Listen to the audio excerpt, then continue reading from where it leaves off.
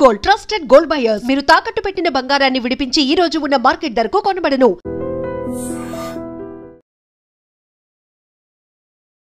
మూడు 365 రోజులు ఆహ్లాదకర వాతావరణం ఉండే లే లడాక్ పోలీసుల కాల్పులతో దద్దరిల్లుతుంది. ఎటు చూసినా పోలీసులు, మరోవైపు ఆందోళనకారుల మధ్యన లదాఖ్ భయంకర వాతావరణం. లదాఖ్ను ప్రత్యేక రాష్ట్రంగా ప్రకటించాలన్నది వాళ్ళ ప్రధాన డిమాండ్.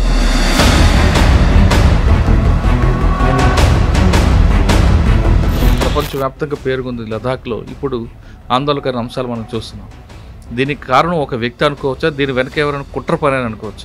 బేసిక్లీ మీరు చెప్పినట్లు లే లదాఖ్ అనేది ఎక్కడో ఉంది అని చెప్పి నెహ్రూ గారు కూడా చెప్పి ఎందుకు హాఫ్ లదాఖ్ ఇచ్చేద్దాం, మనకి ఏముంది అక్కడ ఏముండదు, అసలు ఒక చుక్క గ్రాస్ కూడా గ్రో కాదని చెప్పిన డైలాగ్ పార్లమెంట్లో కొట్టారు నెహ్రూ గారు.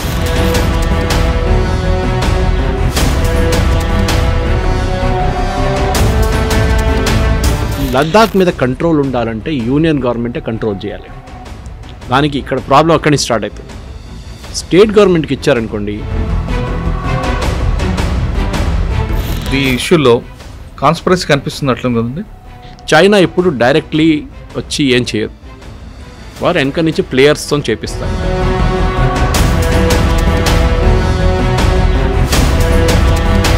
టీవీలో ఎవరు అడిగాను అది, ఆ రోజు నేపాల్లో జరిగిన గొడవ భారతదేశం నడుస్తుందంటే నేను ఒక ఎగ్జాంపుల్ ఇచ్చాను, నడవదు. స్టేట్మెంట్ ఇచ్చారు వాంగ్చుక్. నన్ను ఏదో కేసులో పెట్టి ఒక 2 సంవత్సరాలు 4 సంవత్సరాలు జైలుకి పరిమితం చేద్దాం అనుకుంటున్న గవర్నమెంట్, ఒకవేళ అదే జరిగితే మరొక మన మీద రోడ్ మీద దిగారనుకోండి ఎవరైనా, ఫస్ట్ పోలీసు వాడు వచ్చి కొడతాడు. ఆ రోజు జరిగింది, సిఆర్పిఎఫ్ కొట్టాడు.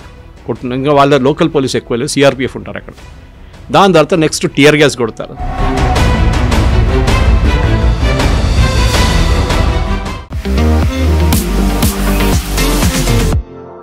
Welcome to I dream. 365 రోజులు ఆహ్లాదకర వాతావరణం ఉండే లే లడాక్ పోలీసుల కాల్పులతో దద్దరిల్లుతుంది.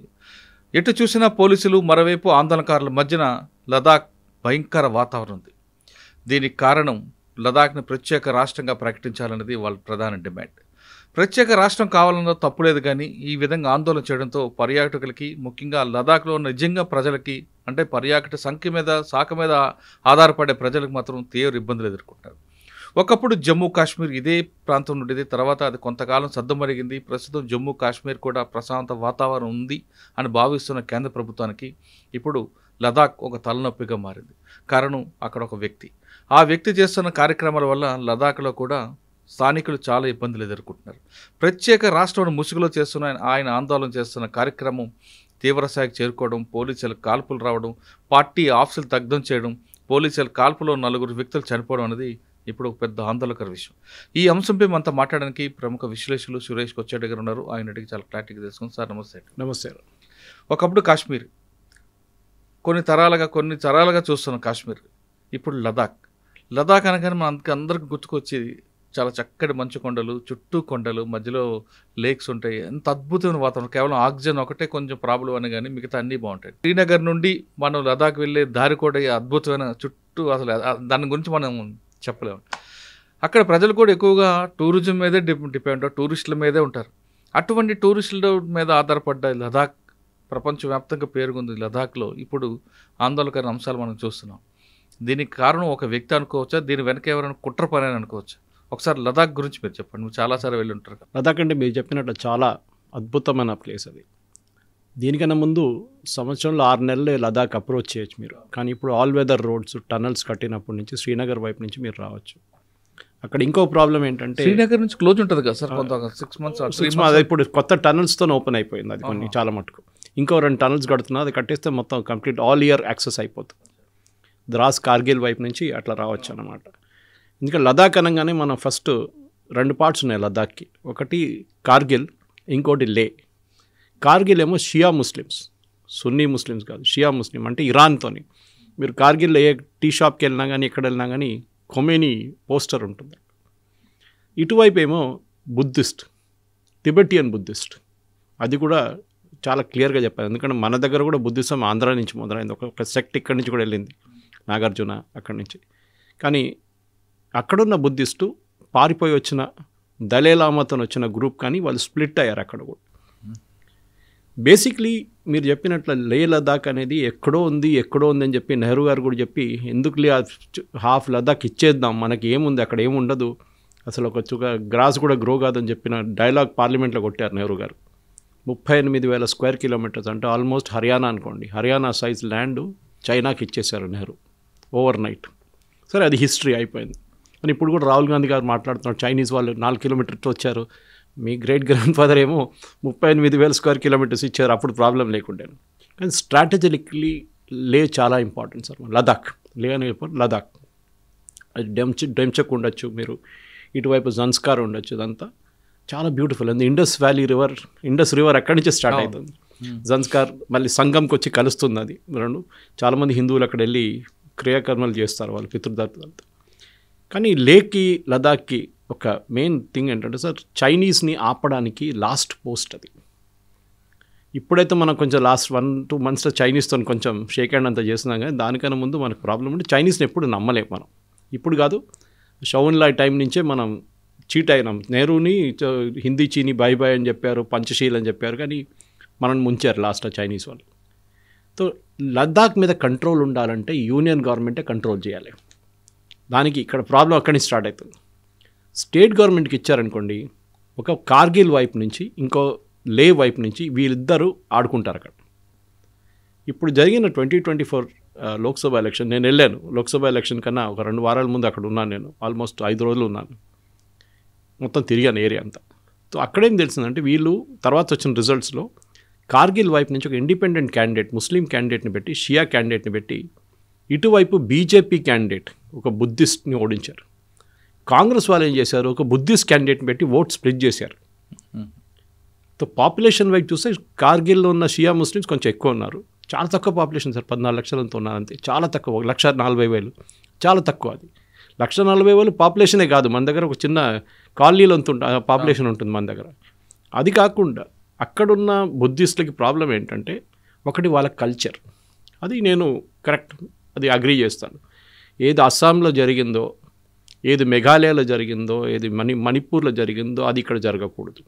మణిపూర్ ఒరిజినల్ ప్రాబ్లం మనకు తెలుసు, మీటీస్ అక్కడ ఒరిజినల్ ఇన్హాబిటెంట్స్, ఎప్పటి నుంచో మీటీలు రాజాలు ఉన్నారు 16th century నుంచి.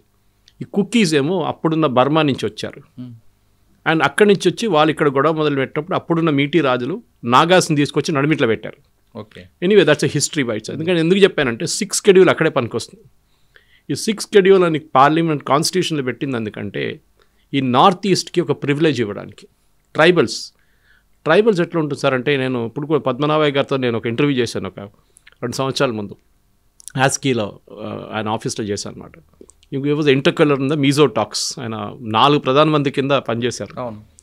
సో ఆయన చెప్పిన మాట ప్రకారం కూడా 80 ట్రైబ్స్ ఉంటే, ఒక నాగాల్యాండ్ కానివ్వండి, మిజోరాం కానివ్వండి, అక్కడ ఒక ట్రైబ్తో మాట్లాడదు. వాళ్ళ లాంగ్వేజ్ డిఫరెంట్, వాళ్ళ కల్చర్ డిఫరెంట్, వాళ్ళ క్విజిన్ డిఫరెంట్, వాళ్ళ డ్రెస్సింగ్ సెన్స్ డిఫరెంట్, వాళ్ళు పెళ్లి చేసుకున్న రిలేషన్షిప్ డిఫరెంట్ ఉంటుంది. ఒక్కొక్క ట్రైబ్ నుంచి ఒక్కొక్క ట్రైబ్, ఒక స్టేట్ మర్చిపోండి, ఒక ట్రైబ్ గురించి మాట్లాడుతాం. సో నార్త్ ఈస్ట్లో ఈ ట్రైబ్స్ని ప్రొటెక్ట్ చేయడానికి 6th schedule తీసుకొచ్చారు, కాన్స్టిట్యూషన్లో ఉంది అది. ఆ 6th schedule ఇంకా ఇక్కడ ఇవ్వలేము. దాని తర్వాత ఒకటే స్టేట్కి ఎక్స్టెండ్ అయింది, ఒకటే రీజన్కి. అది గోర్ఖాల్యాండ్ అజిటేషన్ వచ్చినప్పుడు గోర్ఖాల్యాండ్ డార్జిలింగ్ వైపు 6th schedule ఎక్స్టెండ్ చేశారు. గోర్ఖాలు ఏం చెప్పారంటే, మాకు కూడా కల్చర్ ఉంది, మా కల్చర్ ఈ బెంగాలీ వాళ్ళు వచ్చి మొత్తం ధ్వంసం చేశారని చెప్పి. దానికన్నా ముందు బోడోల్యాండ్ కౌన్సిల్ మీకు గుర్తుంటుంది, బోడోల్యాండ్ కోసం ఈ ఎక్స్టెండ్ చేశారు. ఐరన్ ఈజ్ మనందరూ మర్చిపోతున్నాం, ఇక్కడ తెలంగాణలో ఆంధ్ర తెలంగాణ స్ప్లిట్ అయినప్పుడు ఆంధ్ర వాళ్ళు తెలంగాణలో ఇద్దరు మాకు 6th schedule కావాలని చెప్పారు.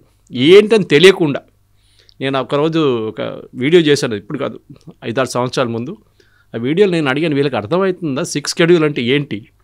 First condition 6th schedule sir, international border ఉండాలి. You should be connected to an international border. ఎక్కడుంది అడిగినప్పుడు తెలియాలి కదా కదా, ఎవరో రాసిచ్చుడు, అడుగురా 6th schedule అడుగు మోదీ దగ్గర అంటే అడిగిన వెళ్ళి, నాకు 6th schedule కావాలి మాకు కూడా. 6th schedule కింద మీకు ప్రొటెక్షన్ వస్తుంది, కొంచెం మీకు ఫండింగ్ వస్తుంది. ఫర్ ఎగ్జాంపుల్ ఒక్కొక్కసారి 90% ఫండింగ్ సెంట్రల్ గవర్నమెంట్ ఉంటుంది, యూజువలీ 60-40 లేకుంటే 70-30 ఉంటుంది సెంట్రల్ స్టేట్కి. అది కాకుండా మీకు కల్చరల్ ప్రొటెక్షన్ ఇస్తారు, జాబ్స్కి ప్రొటెక్షన్ ఇస్తారు. ఇప్పుడు కూడా లదాఖ్లో 85% జాబ్, అక్కడ ఉన్న ఉద్యోగం లోకల్స్కి. కరెక్ట్, వాళ్ళు చేయాల్సి మన దగ్గర చేస్తున్నారు కదా, అక్కడేంటి ఇక్కడ తెలంగాణలో చేస్తున్నారు. ఈ కల్చర్ మెయింటైన్ చేయడం. ఎందుకంటే ఇది ఎప్పుడు ఏమవుతుంది సార్, మనం ఒక టూరిస్ట్ ప్లేస్కి వచ్చినప్పుడు బయట వాళ్ళు వచ్చి మొత్తం ఆ ప్లేస్ని కంప్లీట్గా స్వామ్ చేసేస్తారు. తాగడం కానీ పిక్నిక్ చేయడం కానీ. ఇప్పుడు కూడా మీరు అక్కడున్న లేక్స్కి వెళ్ళండి, చాలా మటుకు కచ్చరపాటు ఉంటుంది. అక్కడెక్కడ చేయకూడదు. మోటార్ సైకిల్ మీద చాలామంది ప్రయాణం చేస్తారు లదాఖ్ లే వైపు. అందే ఒక మోటార్ సైకిల్ టూరిజం అక్కడ చాలా పెద్ద. చేయండి, చేయవద్దని చెప్పట్లేదు, but there should be limit to it. ఎందుకంటే ఒకటి అక్కడ ఫ్రెష్ వాటర్ లేదు ఎక్కువ. అక్కడ మీకు ముందు 6 నెలలు ఆ స్నో మెల్ట్ అవుతున్న నుంచే మీకు నీళ్ళు వస్తుంది. మీరు అక్కడ వెళ్ళినప్పుడు మీకు తెలిసిపోతుంది చాలా మట్టుకు రెస్ట్రిక్షన్స్ ఉన్నాయి అక్కడ. డిఫెన్స్ మెయిన్లీ అక్కడ డిఫెన్స్ ల్యాండ్ అది. అక్కడున్న రోడ్లు కట్టిందంతా లాస్ట్ 6 సంవత్సరాల్లో సార్. మీకు జన్స్కార్ నుంచి లే కానీ కార్గిల్ నుంచి లే రోడ్లు లేకుండే. ప్రాజెక్ట్ హిమానిక్ కింద బార్డర్ రోడ్స్ ఆర్గనైజేషన్ అంటే ఇండియన్ ఆర్మీది, వాళ్ళు కట్టిన రోడ్లు. ఇప్పుడు నేను జన్స్కార్ దాకా వెళ్ళినప్పుడు చూశాను రోడ్లు, చాలా బాగా రోడ్లు కట్టారు సార్. మీరు చెప్పినట్లు కొండలు దాని నడిమిట్లు. ఈవెన్ దట్ ల్యాండింగ్ లేలో ల్యాండ్ చేస్తున్నప్పుడు ఎయిర్క్రాఫ్ట్ కూడా ఎంత బాగా ల్యాండ్, 2 కొండలు నడిమిటి నుంచి వస్తుంది ప్లేన్. అది మంచి కొండలండి, మధ్యలో రోడ్డు కనిపిస్తుంది. సో ల్యాండ్ చేసినప్పుడు కూడా మీకు గుర్తుంటుంది 12 గంటల దాకానే ఫ్లైట్స్ ఉంటుంది. 12:30 దాకా ఫ్లైట్స్ ఉండవు అక్కడ. టేక్ ఆఫ్ చేయ ల్యాండ్ చేయ, ఎందుకంటే ఆక్సిజన్ తగ్గిపోతుంది. ఇంజిన్కి పవర్ కావాలి, ఇంజిన్కి జెట్ ఇంజిన్స్కి ఎయిర్క్రాఫ్ట్ అది దొరకదు వాళ్ళకి, అది రాదు, అది పట్టుకోలేదు ఆక్సిజన్. సో వాళ్ళు 12:30కి ఎయిర్పోర్ట్ బంద్ చేసేస్తారు, అయిపోతుంది. చాలా పెద్ద కొత్త నేను అక్కడ వెళ్ళినప్పుడు సంవత్సరం ముందు they built a new terminal, చాలా బాగుంది. కానీ అక్కడ ఇప్పుడు జరుగుతున్న గొడవకి ఈ 6 షెడ్యూల్కి ఒక కనెక్షన్ సార్. అదొకటి. వీళ్ళు ఒక డిస్కషన్ హోమ్ మినిస్ట్రీతో నడుస్తుంది. నేను వెళ్ళినప్పుడు అక్కడ ఉన్న బీజేపీ చీఫ్ని కలిశాను నేను, ఆయనతో కూడా మాట్లాడాను.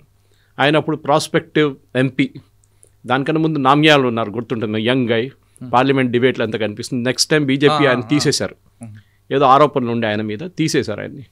కరప్షన్ అలిగేషన్స్ అనేదో చెప్పారు, ఆయన కూడా పుల్లలు పెట్టారు దీంట్లో. Okay, he also did his role in this, ఎందుకంటే టికెట్ రాలేదు కదా నెక్స్ట్ టైం. సో టికెట్ దొరికిన మంచితో నేను ఆ రోజు అక్కడ కూర్చొని లీడర్తో ఒక ఆల్మోస్ట్ 1 అవర్ ఇంటర్వ్యూ చేశాను. అది నా యూట్యూబ్లో ఉంది ఇప్పుడు కూడా. లదాఖ్ని డెవలప్ చేయాలంటే అక్కడ మేజర్ ఇండస్ట్రీస్ రాకూడదు. మీరు పటాన్చెరు జీడిమెట్ల తీసుకెళ్ళి అక్కడ పెట్టలేరు, cannot do it at all. Even major industries పెట్టకూడదు.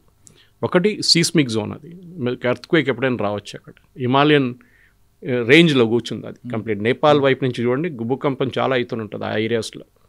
సో ఇరాన్ వైపు దాకా ఉంది, అది ఒక బెల్ట్ షిఫ్టింగ్ నడుస్తుంది అనమాట కింద.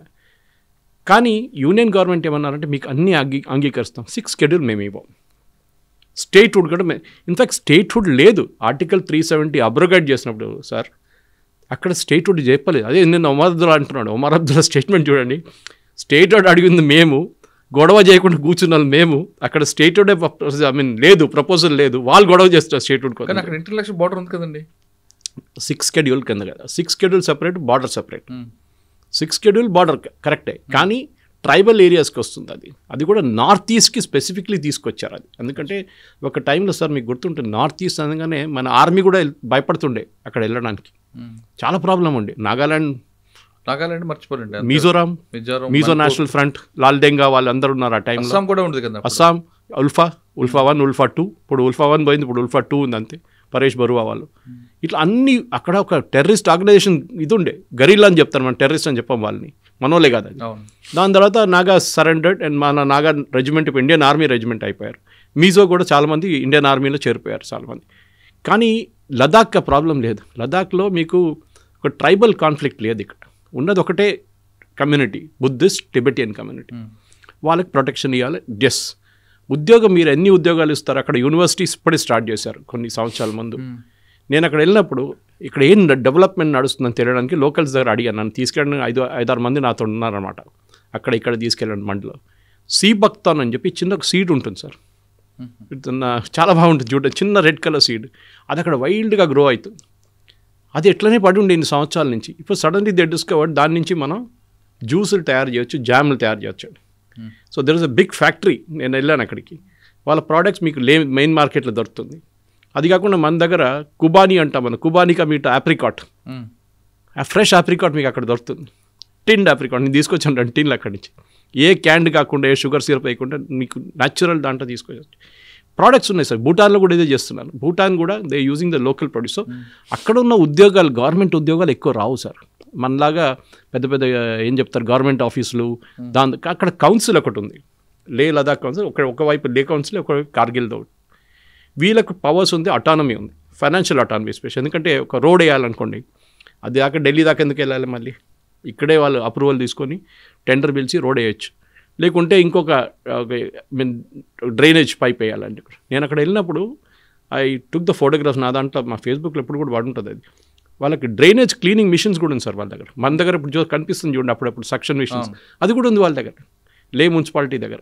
డెవలప్మెంట్ చాలా జరిగింది లాస్ట్. కానీ అది కేవలం మున్సిపాలిటీ కోసం కాకుండా రోడ్డు మీద ఐస్ వచ్చినప్పుడు దాన్ని కూడా తీయడానికి యూజ్ చేస్తారు. Correct sir. కానీ ఈ సోనం వాంగ్చుక్ అప్పటి నుంచి ఆయన దీనికన్నా ముందు అక్కడ ఉన్నాడు. ఆయన్ని నేను ఎప్పటి నుంచో ట్రాక్ చేస్తున్నాను. ఏ కంట్రీ అండి ఆయన? ఆయన అక్కడే లదాఖీ, ఈజ్ అ లదాఖీ ఓన్లీ. కానీ ఆయనకి ఫండింగ్ చాలా షేడీ.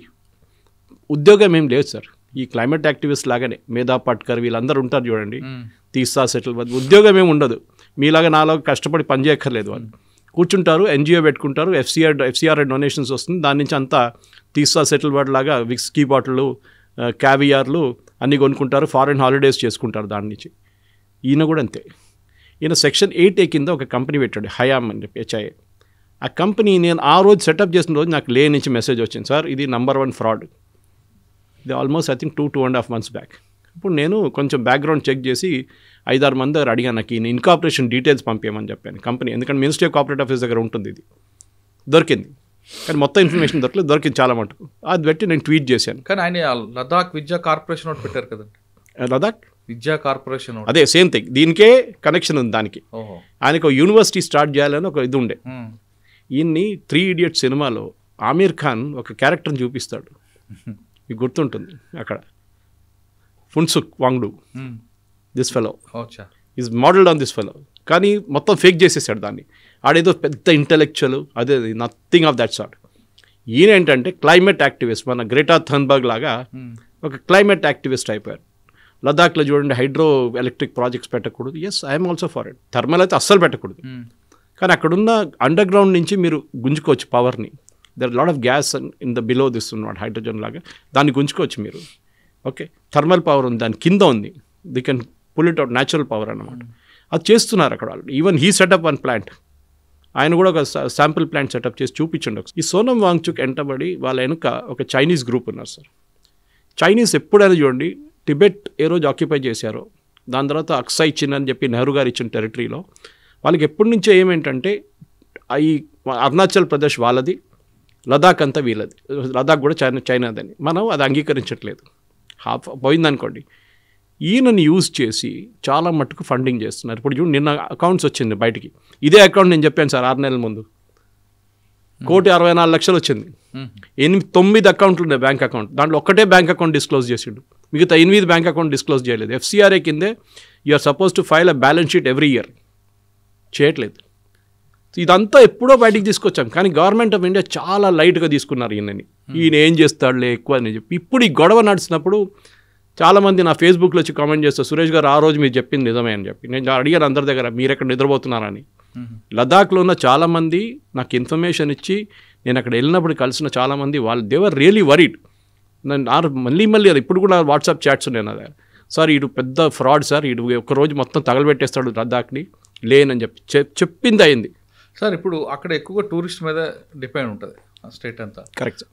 ఇటువంటి వైలెన్స్ అయితే ఇంకెవరు వస్తారండి అక్కడికి? జమ్మూ కాశ్మీర్లో జరిగింది కదా సార్, సేమ్ థింగ్ హ్యాపెండ్. ఇప్పుడు ఈ ఇష్యూలు కూడా తీసుకుంటే ఆ ప్రోవోక్ చేసినంతా ఈయన హంగర్ స్ట్రైక్ చేయడం వల్ల జరిగిందా, లేదా ముందు ప్రీ ప్లాన్డ్గా జరిగింది అనుకోవచ్చా? ఇది ప్రీ ప్లాన్స్. ఎందుకంటే అదే హంగర్ స్ట్రైక్ కన్నా ఒకరోజు ముందు ప్రెస్ కాన్ఫరెన్స్ జరిగింది అక్కడ, అది కూడా యూట్యూబ్లో ఉంది. కొంతమంది చాలా మటుకు లోకల్ లాంగ్వేజ్లో మాట్లాడారు, కానీ తెలిసిపోతుంది మీకు. లాంగ్వేజ్ ఏమన్నారంటే, బీజేపీ కాంగ్రెస్ కౌన్సిలర్ ఉన్నాడు లేలో, ఆయన ప్రెస్ కాన్ఫరెన్స్ చెప్పారు that I will go and set fire to the BJP office, నేనే వెళ్ళి రాళ్ళు విసురుతానని చెప్పారు. అన్నట్లుగా జరిగింది. ఇప్పుడు ఏదో ఫోటో మీద డిస్ప్యూట్ నడుస్తుంది, అది ఆయన కాదు ఇంకోడని చెప్పి. Photo is not a question. మీరు ప్రెస్ కాన్ఫరెన్స్లో పబ్లిక్లీ చెప్పారా లేదా బీజేపీ ఆఫీస్ తగలబెడతారు? రేపు మధ్యప్రదేశ్, రాజస్థాన్, ఇక్కడంతా బీజేపీ గవర్నమెంట్లు కదా, వాళ్ళు వెళ్ళి తగలబెడితే ఏమంటారండి కాంగ్రెస్ ఆఫీస్ని? చేయొచ్చు కదా, టెక్నికలీ చేయొచ్చు, ఈవెన్ దట్స్ ఇల్లీగల్. చేసింది కూడా అంతే. ఒక పీస్ఫుల్గా ఉన్న టెరిటరీని మీరు ఎందుకు వచ్చారు, మీకు ప్రాబ్లం ఏంటి? ఫస్ట్ ఆఫ్ ఆల్ అదే అర్థం చేసుకుంది. 2 పాయింట్, ఒకటి స్టేట్హుడ్ గురించి మాట్లాడుతున్నాం, 6th షెడ్యూల్ గురించి మాట్లాడు. 6th షెడ్యూల్లో రాకున్న పాయింట్స్ కూడా తీసుకొచ్చి ఇచ్చారు వాళ్ళకి. అంటే అటానమీ ఇచ్చారు, ఫైనాన్షియల్ అటానమీ ఇచ్చారు, లే డెవలప్మెంట్ కౌన్సిల్కి అటానమీ ఇచ్చారు, రోడ్లంతా ఆర్మీ చూసుకుంటున్నారు మొత్తం డెవలప్మెంట్. అది కాకుండా మీకు అక్కడ ఫ్యాక్టరీ సెటప్ చేస్తున్నాం, అన్నీ చేస్తున్నాం, యూనివర్సిటీ సెటప్ చేస్తున్నాం. కానీ మీకు ఇంకేం కావాలి? స్టేట్హుడ్ కావాలి. స్టేట్హుడ్ అయితే ఏమవుతుంది సార్, 140,000 మంది ఉన్న పాపులేషన్కి మీరు ఎన్ని ఎమ్మెల్యే సీట్లు పెడతారు సార్? ఆలోచించండి. You are concentrated only in one area, Leh, అది కార్గిల్ అటువైపు. ఈ లే పెట్టేసి మీరు ఎంత నడిపిస్తారు సార్? ఇది చాలా ఇంపార్టెంట్. ఇది లే. ఆయన ఒక స్టేట్మెంట్ ఇచ్చారు, వాంగ్చుక్ కూడా, నన్ను ఏదో కేసులో పెట్టి ఒక 2 సంవత్సరాలు 4 సంవత్సరాలు జైలుకి పరిమితం చేద్దాం అనుకుంటున్న గవర్నమెంట్. ఒకవేళ అదే జరిగితే మరొక ఉద్యమం ఏం జరగదు సార్. దీనికన్నా ముందు ఇదే iDreamలో నేను మాట్లాడుతూ ఇంకొక ఇంటర్వ్యూలో ఎవరు అడిగాను, అది ఆ రోజు నేపాల్లో జరిగిన గొడవ భారతదేశంలో నడుస్తుందంటే నేను ఒక ఎగ్జాంపుల్ ఇచ్చాను. నడవదు. మన మీద రోడ్ మీద దిగారనుకోండి ఎవరైనా, ఫస్ట్ పోలీసు వాడు వచ్చి కొడతాడు. ఆ రోజు జరిగింది, సిఆర్పిఎఫ్ కొట్టాడు. ఇంకా వాళ్ళ లోకల్ పోలీస్ ఎక్కువ లేదు, సిఆర్పిఎఫ్ ఉంటారు అక్కడ. దాని తర్వాత నెక్స్ట్ టియర్ గ్యాస్ కొడతారు, అది జరిగింది. వాటర్ క్యానన్ ఒకటే జరగలేదు, బహుశా వాటర్ క్యాన్ తగలబెట్టారు వాళ్ళు, అది యూజ్ చేయలేకపోయారు వాళ్ళు. దాని తర్వాత ఫైరింగ్ చేశారు. దీనికోసం మన దగ్గర నేపాల్ లాగా నడవదు, శ్రీలంక లాగా ఇక్కడ నడవదు, బంగ్లాదేశ్ లాగా నడవదు. Because we have a very strong government. First time చూస్తున్నాను sir, within 24 hours the identify Sonam Wangchuk. ఈ FCRA బ్యాన్ ఎప్పుడో పెట్టాలండే. ఇప్పుడు ఏమైపోయిందంటే ఈయనేమంటున్నాడు, నేను ఇది చేశాను కదా దానికోసం బ్యాన్ చేశానంట. మీరు ముందే చేయాలండే. I have told in my tweets, నా ట్వీట్లో నేను పెట్టాను, నా ఫేస్బుక్ పోస్ట్లో ఉంది, that this fellow is a fraud. వీడు నడిపిస్తున్న 8 బ్యాంక్ అకౌంట్లు ఉన్నాయి, FCRA వైలేషన్స్ ఉంది. గవర్నమెంట్ ఆఫ్ ఇండియా చూడండి, మీరు వెళ్ళి మిలిటరీ ప్రాజెక్ట్, ఆర్మీ ప్రాజెక్ట్ ఆయనకి ఇచ్చారు sir. They given an army contract to this fellow. మేము వెళ్ళి మళ్ళీ గొడవ చేస్తే ఆర్మీ కాంట్రాక్ట్ తీసేశారు మొత్తం. ఈ ఇష్యూలో కాన్స్పిరసీ కనిపిస్తుంది అట్లా కదండి? ఎస్ సార్, కాన్స్పిరసీ అనగా నేను ఎక్స్ప్లెయిన్ చేశాను చూడండి. చైనా ఎప్పుడు డైరెక్ట్లీ వచ్చి ఏం చేయదు, వారు వెనక నుంచి ప్లేయర్స్తో చేపిస్తారు. ఫర్ ఎగ్జాంపుల్ మీకు న్యూస్ క్లిక్ అనే ఒక ఆర్గనైజేషన్ తెలిసి ఉంటుంది మీకు. న్యూస్ క్లిక్ని బ్యాన్ చేశారు గవర్నమెంట్ ఆఫ్ ఇండియా కొన్ని సంవత్సరాలు. దాని న్యూస్ మినిట్ అని చెప్పి ధన్యా రాజేందర్ ఒక పోర్టల్ ఉంది. వీళ్ళందరికీ సైనింగ్ శ్రీలంక వాడొకడు చైనాలో కూర్చొని US నుంచి ఆపరేట్ చేస్తూ ఫండ్స్ ట్రాన్స్ఫర్ చేశారు. It's not easy to track it. FCRA కింద వచ్చే డొనేషన్ మీరు ట్రాక్ చేయొచ్చు, కానీ నాన్ FCRA డొనేషన్ బ్యాంక్లో వచ్చి పడుతుంది. ఏం చేస్తారు, 36 బ్యాంక్ అకౌంట్ ఓపెన్ చేస్తారు, ఒక్కొక్క దాంట్లో 50 లక్షలు పెట్టుకుంటూ పోతారు. Unless a bank manager is very smart, వాళ్ళకి ఎన్నో ట్రాన్సాక్షన్స్ ఉంటాయి సార్ రోజుకి, ఎట్లా చెక్ చేస్తారు వాళ్ళు? ఇది ప్రాబ్లం అన్నమాట. సో ఈ ఫండింగ్ వచ్చేదంతా అక్కడి నుంచి, బయట నుంచి. దీన్ని ట్రాక్ చేయడం అనేది గవర్నమెంట్ ఆఫ్ ఇండియా దగ్గర కెపాసిటీ ఉంది, చేస్తున్నారు. స్పెషలీ మీరు చూడండి జమ్మూ కాశ్మీర్లో వీళ్ళ దుకాణం బంద్ చేసిన ఎట్లా, హురియత్ కాన్ఫరెన్స్ వీళ్ళందరిది, వాళ్ళు ఆక్సిజన్ కట్ చేసి వాళ్ళు కంప్లీట్ ఇప్పుడు లేకుంటే ఎవ్రీ ఫ్రైడే ప్రేయర్స్ తర్వాత రాళ్ళు విసరడం ఉండే. ఎందుకు బంద్ అయింది సార్? మోదీ గారు ఏ రోజు డిమానిటైజేషన్ తీసుకొచ్చారో ఆ రోజు బంద్ అయిపోయింది అది. నెక్స్ట్ పోలీస్ ఆపరేషన్ లేకుంటే ఆర్మీ ఆపరేషన్ నడుస్తున్నప్పుడు మహిళలు పిల్లలు బయటకు వస్తారు, వచ్చి వీళ్ళని ఆపుతారు, టెర్రరిస్ట్ ఎస్కేప్ అయిపోతారు, అది కూడా బంద్ అయిందా sir? Because government was able to close. వీళ్ళందరికీ డబ్బులు ఇస్తుండే, ఈ టెర్రరిస్ట్ గ్రూప్స్ 1000 రూపాయలు 500 రూపాయలు చొక్క డబ్బులు ఇస్తుండే, అదంతా బంద్ చేశారు దుకాణం అంతా. ఇక్కడ కూడా లేదు, దానికి ఏం కాదు సార్. ఈయన చెప్పుకుంటాడు నన్ను జైల్లో వేస్తే తీసుకెళ్ళి UAPలో పడేసి ఇప్పుడు అస్సాంలో ఒకటి పడేసాడు చూడండి, పంజాబ్లో తీసుకెళ్ళి. Is also an MP. ఒక బింద్రన్ వాలే నెక్స్ట్ వర్షన్ 2 వచ్చారు, అమర్జిత్ సింగ్ ఆయన పేరేంటి, ఆయన తీసుకెళ్ళి అక్కడ వేసారు అస్సాంలో UAPకి. ఎవరు అడగట్టు కూడా లేదు పాపం ఆయన, ఈయన కూడా తీసుకెళ్ళి అక్కడ వేసేసేయాలి అంతే UAPకి. ఫైనల్గా చెప్పండి, ఈ ప్రాబ్లం సొల్యూషన్ ఏంటి? ఏం లేదు సార్, ఇది పాలిటిక్స్. కాంగ్రెస్కి లేలో సపోర్ట్ లేదు. బీజేపీ ఒక 6-7 సంవత్సరాల ముందు దాకా 0 ఉండే లదాఖ్లో, 0 కాదు ఒక 3%, 4% ఓట్లు ఉండే. సడన్గా బీజేపీ పైకి వచ్చేసారు. వాళ్ళు ఏం చేశారు, లోకల్ లీడర్స్ని కల్టివేట్ చేశారు, వాళ్ళకి ఫండ్స్ ఇచ్చారు. మీరు కౌన్సిలర్, మీకు ఫండ్స్, మీరు ఇనాగ్రేట్ చేయండి ప్రాజెక్ట్, అది ఇది యూనివర్సిటీ అన్నీ పెడుతున్నాం, రోడ్లు డెవలప్ చేస్తున్నాం. So BJP has grown. మీరు ఆలోచించండి సార్, త్రిపురలో బీజేపీ ఎక్కడున్నారు సార్ 15 సంవత్సరాల ముందు? 0. మానిక్ సర్కార్ వాజ్ ద కింగ్, రాజు. త్రిపురలో ఎట్లా వచ్చేసారు వీళ్ళు?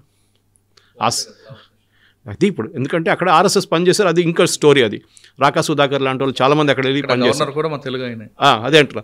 సో వాళ్ళు కష్టపడి పనిచేసిన దానికి ఇప్పుడు రిజల్ట్ వచ్చింది.